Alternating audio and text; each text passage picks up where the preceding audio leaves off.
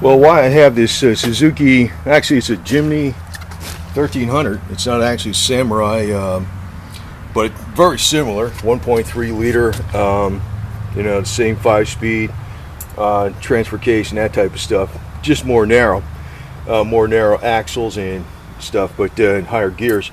Well, I'm going to be doing it while this is up in the air. I was going to put the gas tank back in. I was checking over the lighting and getting the lighting to work and stuff, make sure every light on it works.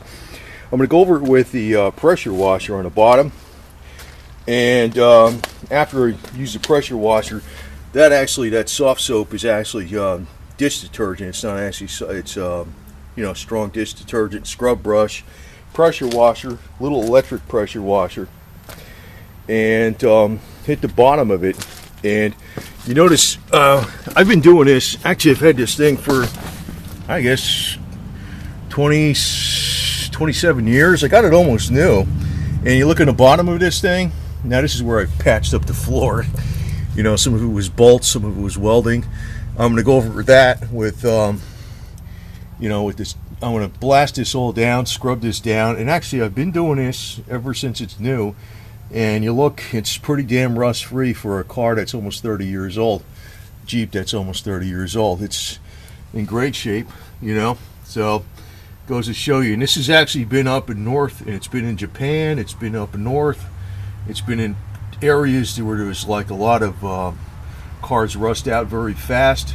Now I know it's been down in Florida, but about half the time it's not been down in Florida.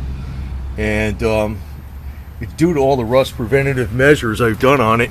You could see, the doors.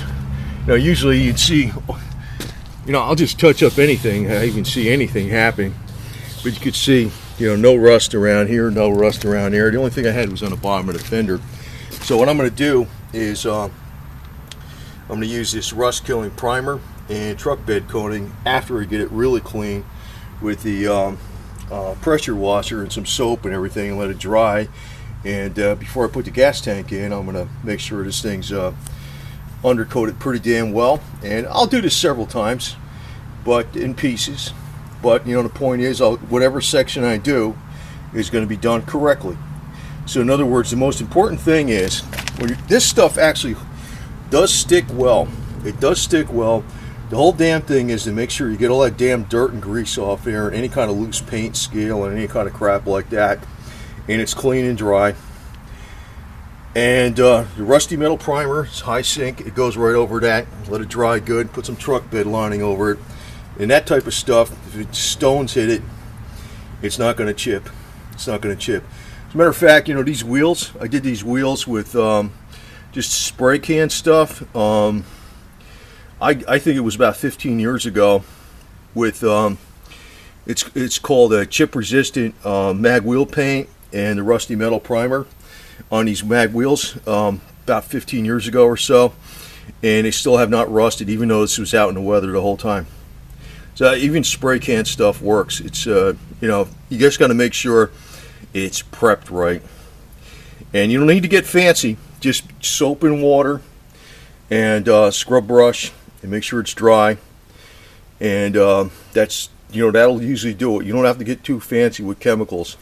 Soap and water, and even a cheap pressure washer like this. If you don't even have that, a hose, scrub brush, let it dry, and it'll stick. You don't need to use lacquer thinner and pre-cleano and all this other crap. You don't need all that junk.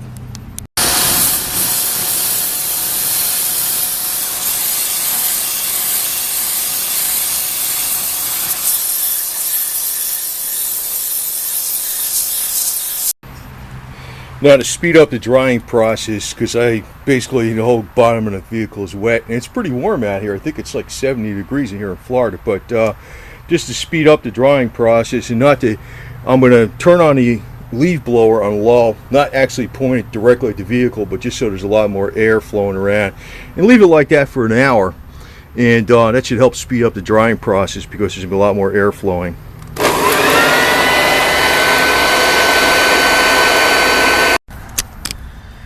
Okay, now that that's all cleaned and dried, I'm going to do this. I do this in stages, actually. I'll just hit one section, and that's one reason I like using these spray cans, because You don't have to put it in a spray gun, clean it up with chemicals, and do the whole thing at once.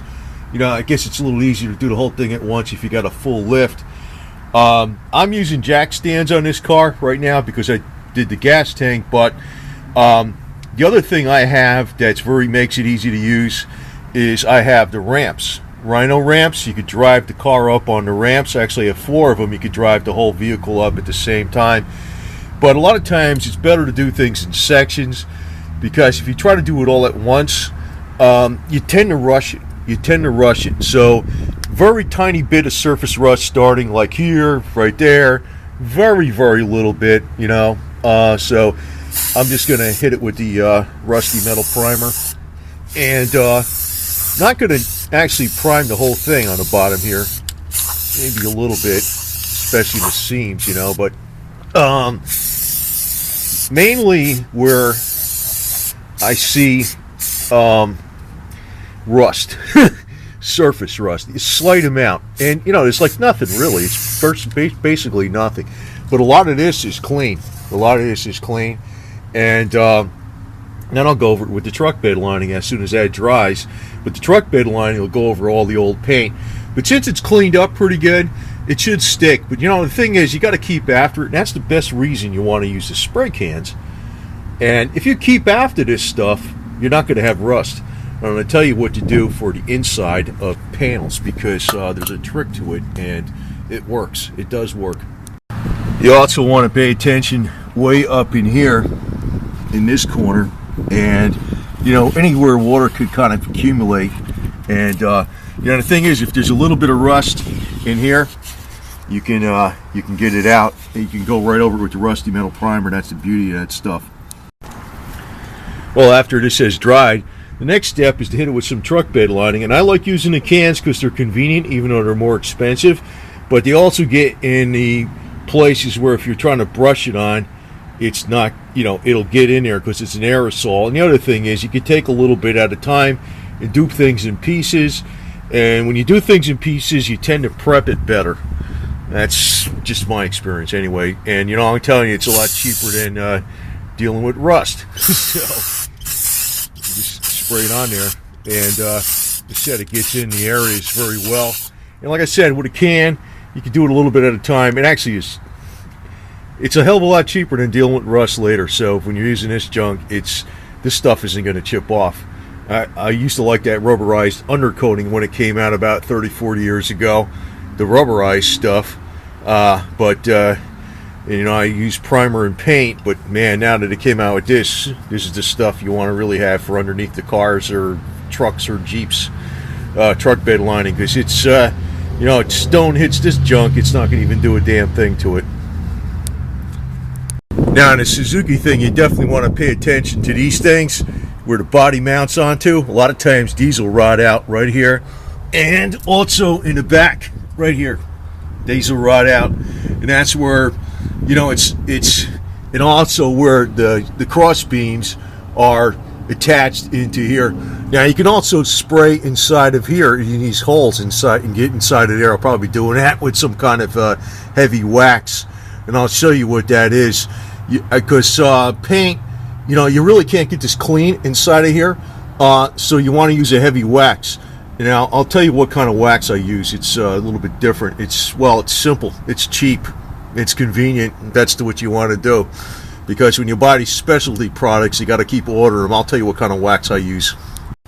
Now, products I like to use where you can't get inside something, like inside of the rocker panel itself or in a door, inside a door, I like spraying WD-40 up in these drain holes here and let it run out, and use the wand and get it all around in there. I also like using, well, it doesn't have to be this brand, but you know, this is like a real liquid wax. It's real liquid. You hear it? It's in other words, any kind of waxes or lubricants that are totally harmless to paint, because you want to do this only on areas you can't reach with truck bed lining or real high quality paint, or like a rust encapsulating undercoating, the stuff on the inside where you can't get to. Now you can pretty much always get to stuff on the inside because there's a drain hole, and there's a wand. You can use the wand going up into the drain hole, And you can also use a squirt bottle and use a separate squirt bottle, pour this stuff into it, and use the wand and spray the wax.